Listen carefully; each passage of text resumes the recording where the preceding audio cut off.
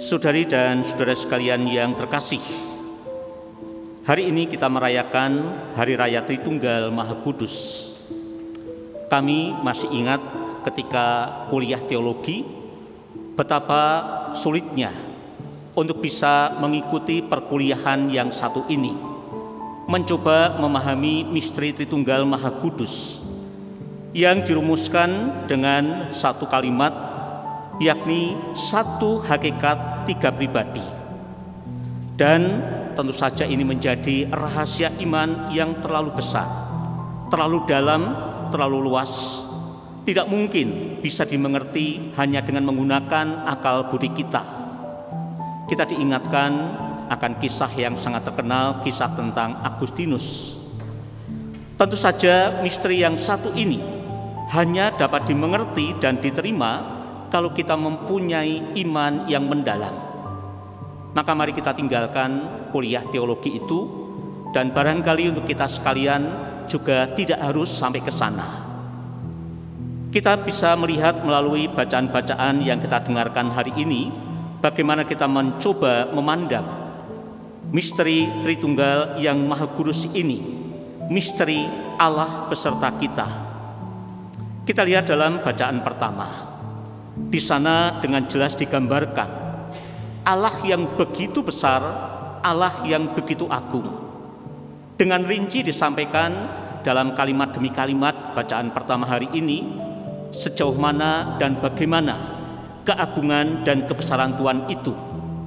Dan kemudian disimpulkan dengan suatu kalimat, sebab itu ketahuilah pada hari ini dan camkanlah bahwa Tuhanlah Allah di langit di atas dan di bumi di bawah, tidak ada yang lain. Allah satu-satunya, tidak ada yang lain yang melebihi Allah yang satu ini. Namun Allah yang begitu luar biasa itu ternyata juga Allah yang ingin dekat dengan kita manusia. Dan itu disampaikan di dalam bacaan kedua hari ini yang disampaikan oleh Rasul Paulus. Di sana ia mengatakan demikian, semua orang yang dipimpin oleh Roh Allah adalah anak Allah. Kamu menerima bukan roh perbudakan yang membuat kamu menjadi takut lagi, melainkan roh yang menjadikan kamu anak Allah. Oleh roh itu kita berseru, Aba ya Bapa. Walaupun Allah itu begitu besar, begitu agung, tetapi kita boleh mendekati, kita boleh menyapa dengan sapaan yang sangat dekat, yakni Aba ya Bapa. Dan kemudian lebih daripada itu, Tuhan yang sama ini, Tuhan yang begitu agung, Tuhan yang begitu mulia itu juga menghendaki kebaikan untuk kita semua, bukan hal-hal yang tidak baik. Ingin mengembalikan hakikat kita. Kita diingatkan pada waktu proses penciptaan, kisah penciptaan. Di sana Tuhan mengatakan dan melihat bahwa semua baik adanya. Itulah yang selalu diinginkan Tuhan atas kehidupan kita. Maka melalui bacaan-bacaan hari ini dalam bacaan pertama juga diungkapkan di sana. Berpeganglah pada ketetapan dan perintahnya yang kusampaikan kepadamu pada hari ini, supaya baik keadaanmu dan keadaan anak-anakmu yang kemudian, dan supaya lanjut umurmu di tanah yang diberikan Tuhan Allahmu kepadamu untuk selamanya. Tuhan memang memberikan perintah, memberikan ketetapan, tapi semuanya itu untuk kepentingan kita. Dalam bacaan pertama tadi diungkapkan supaya baik keadaanmu, bahkan juga keadaan keturunanmu, dan juga supaya lanjut umurmu. Lalu di dalam bacaan kedua di sana juga diungkapkan demikian.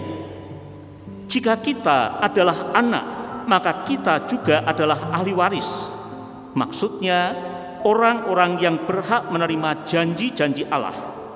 Jika kita menderita bersama-sama dengan Dia, supaya kita juga dipermuliakan bersama-sama dengan Dia. Jadi tadi kalau kita boleh mendekati Tuhan, menyapa Tuhan sebagai seorang Bapa, maka kita pun juga berhak mendapatkan atau menjadi ahli waris sama seperti Kristus. Tapi dengan suatu catatan bahwa sebagaimana Kristus menderita, maka kita pun juga harus berani menderita bersama dengan Tuhan Yesus itu. Itu beberapa catatan yang kita lihat dalam bacaan-bacaan hari ini, bagaimana kita memandang Tuhan yang begitu agung, tapi juga Tuhan yang ingin dekat dengan kita dan menghendaki kebaikan kita. Maka apa yang bisa kita renungkan kalau hari ini kita merayakan peristiwa Tritunggal Maha Kudus itu?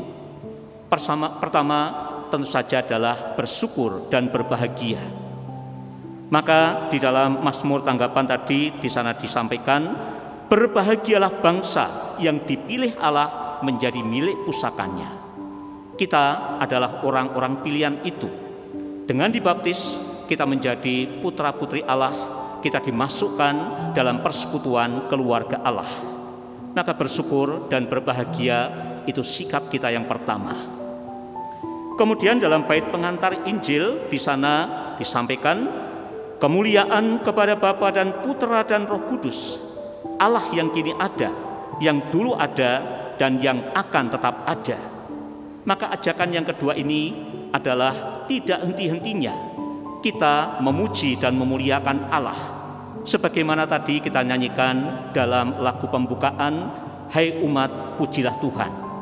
Itulah sikap yang sepantasnya yang perlu kita wujudkan dalam kehidupan sehari-hari. Dan yang ketiga yang juga perlu kita ingat, bahwa Tuhan yang begitu penuh dengan kasih itu yang menjadikan kita sebagai anak-anaknya juga memberikan tugas perutusan kepada kita. Dan tugas perutusan ini hanya akan terlaksana kalau kita menjalani hidup yang saling mengasihi satu dengan yang lain. Apa tugas perutusan yang diberikan kepada kita? Karena itu pergilah, jadikanlah semua bangsa muridku, dan baptislah mereka dalam nama Bapa dan Anak dan Roh Kudus, dan ajarlah mereka melakukan segala sesuatu yang telah kuperintahkan kepadamu. Itulah tugas perutusan yang kita emban. Pergi, kemudian juga menjadikan semua orang menjadi murid-murid Tuhan sendiri, dan kemudian membaptis mereka. Tentu tidak secara harafiah menjadikan mereka orang-orang Katolik, tapi sekurang-kurangnya kita mengenalkan dan menanamkan nilai-nilai kekatolikan kepada orang-orang yang kita jumpai. Dan kemudian yang juga tidak kalah pentingnya, melakukan segala sesuatu yang telah diperintahkan kepada kita. Dan satu-satunya perintah yang diberikan kepada kita disampaikan oleh Rasul Yohanes, kamu adalah sahabatku jikalau kamu berbuat apa yang kuperintahkan kepadamu. Inilah perintahku kepadamu, kasihilah seorang akan yang lain. Ini perintah yang diberikan kepada kita. Apakah mudah untuk mewujudkan dan melaksanakan itu? Kita menyadari dari pengalaman keseharian kita ternyata penuh dengan perjuangan. Ada risiko kita ditolak dan dibenci. Ada kemungkinan juga kita dianiaya dan dibunuh. Tapi Tuhan membekali kita dengan suatu keyakinan. Dan ketahuilah, aku menyertai kamu senantiasa sampai kepada akhir zaman. Oleh karena itu, dengan melihat semuanya itu, seharusnya hidup ini menjadi begitu menyenangkan. Karena kita boleh menjadi anak Allah. Dalam kehidupan kita pun juga senantiasa disertai. Maka semoga dengan keyakinan seperti itu kita berani menjalani hidup kita apapun yang terjadi di sana. Tuhan memberkati kita.